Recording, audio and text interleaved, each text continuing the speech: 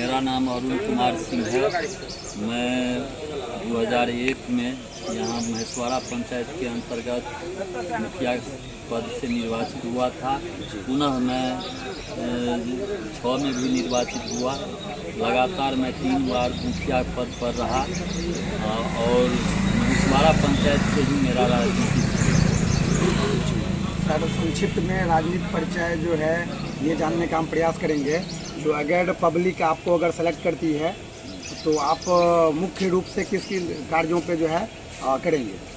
देखिए, राष्ट्रीय जनता दल जो हमारा पार्टी है उसका जो मुख्य नेतृत्व करता है माननीय तेजस्वी यादव जी, उनका मुख्य काम है कमाई, सिंचाई, दवाई, पढ़ाई, यही उनका मुख्य उद्देश्य है। उसी उद्देश्य से को लेकर के हम लोग चुनाव में उतरे हुए हैं। अभी बेरोजगारी है, पलायन हो रहा है, बेरोजगारी इतना बिहार में बढ़ गया है कि लोग त्रस्त है। तो ये हमारी सरकार जो आएगी ना तो कल कारखाने लगेंगे, बेरोजगारों को रोजगार दिया जाएगा, सभी मुद्दा पर विचार किया जाएगा। आप देखे हुए हैं कि मात्र 17 महीना के कार्यकाल में माननीय तेजस्वी यादव जी 5 लाख युवाओं को नौकरी दिया। युवाओं के लिए भी विशेष प्रकार से हर वक्त बात करते रहते हैं जो बेरोजगारी कैसे मिटेगी, यही सब मुद्दा है चुनाव में। शायद अभी जो सुशासन की जो सरकार चल रही है उसमें मुख्य रूप से पब्लिक की जो समस्या रही है और पब्लिक का डायरेक्ट आरोप है जो उनके शासनकाल में अफसरशाही जो है हर विभाग में जो है ना देखने को मिल रहा है। तो भ्रष्टाचार पे आप किस तरह से अंकुश लगाएंगे? भ्रष्टाचार तो इतना बढ़ा हुआ है, एक कहावत है कि वोट हमारा और राज तुम्हारा।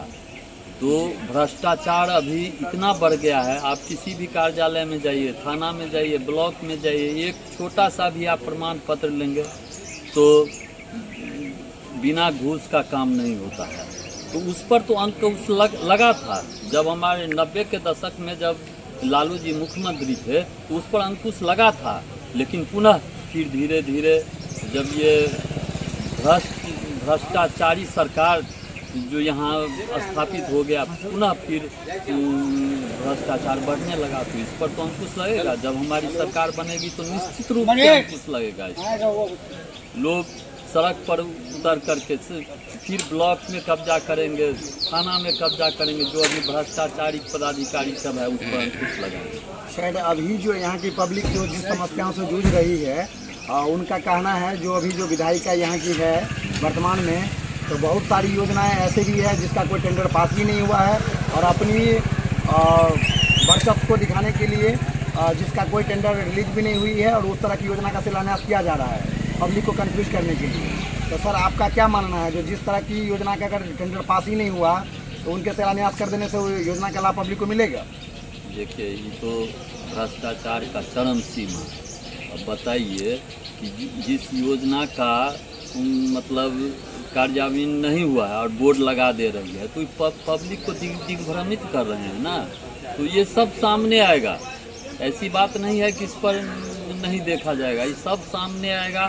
ये जो इसका उजागर होगा और जिसमें वो संलिप्त होंगे जो पदाधिकारी या कोई भी, तो उसको बख्शे नहीं जाएंगे। सर, लास्ट सवाल आपसे हम ये पूछेंगे, जो अगर पब्लिक आपको मौका देती है तो आप किस किस कार्यों पे मुख्य रूप से काम करेंगे? देखिए, हमारे विधानसभा में सड़क की जो समस्या है, आप देखिएगा कि पिपरा घाट से लेकर के खजोली तक, यहाँ एक चतरा है, चतरा से लेकर के राजनगर तक यही सड़क है। मतलब इतना जर्जर हो चुका है, सड़क चलने लायक नहीं है। और है शिक्षा है, स्वास्थ्य है, खास करके युवाओं के लिए यहाँ कोई व्यवस्था नहीं है। अभी सुनते हैं कि भारत सरकार के द्वारा खेल विभाग में इतना निधि है, लेकिन यहाँ खेल का क्या है? दूसरे स्टेट में जाइए, हर पंचायत में खेल का मैदान हो गया है। अब तो पढ़ाई और खेल दोनों बराबर है, शारीरिक शिक्षा और समान शिक्षा दोनों बराबर चल रहा है। इसीलिए जितना ही समान शिक्षा पर मतलब जोर देना चाहिए उतना ही शारीरिक शिक्षा पर जोर देना चाहिए।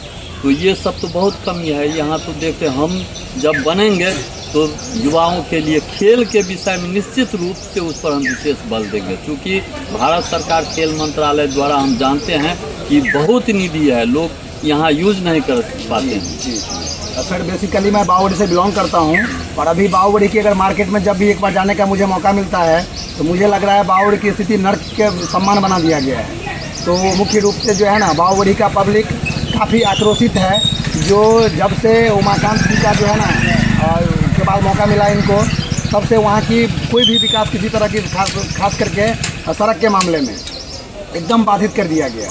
तो सर इस पे आप क्या कहेंगे?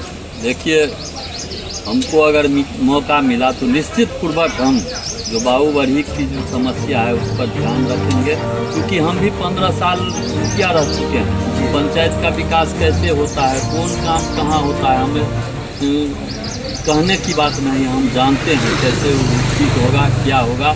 हम निश्चित पूर्वक मौका मिला तो हम बाबूबढ़ी के जनताओं को आश्वासन देते हैं कि बाबूबढ़ी समस्या को हम दूर करेंगे। जी, और विस्तृत जानकारी अगले इंटरव्यू में आपसे जब मुलाकात होगी तो उसमें हम लोग पब्लिक को जो है विस्तृत जानकारी देंगे। जी प्रणाम।